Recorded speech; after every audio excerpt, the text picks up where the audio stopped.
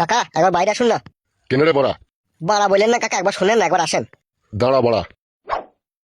হ্যাঁ বল বড়া, কি বলবি? আবে কেলা শুধু তোর বড়া খুব বড় হয়ে গেছে লাই।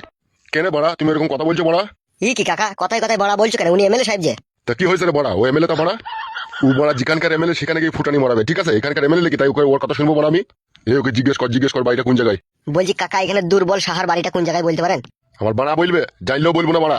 ই আবার কি লোক রে বাড়া? কেন কাকা বলবে না কেন? বালছিতে বলবো না কি বড়া? তোর আমার কে হোস বড়া তাই বলবো? আমরা যেই হই না কেন কাকা, বলেন একটু ইম্পর্টেন্ট কাজে এসেছে। আমি জানি না বড়া। আর ওই বাড়িতে একটা ছেলে আছে, দেখা বসে আছে, ইকো গাড়ি আছে, ওই বাড়িতে জিজ্ঞেস কর, দেখা ও বলতে পারবে বড়া। আর তুমি বলতে পারবে না? না বড়া আমি বলতে পারবো না, আমি সারা রাত মদ খেয়ে শুয়েছিলাম, একটু আগে আমার নেশা খাইলো, আমি জানি না, তুমি ওকে জিজ্ঞেস করো, ও বলতে পারবে। বেশ ঠিক আছে কাকা, কোন বাড়িটা বললে?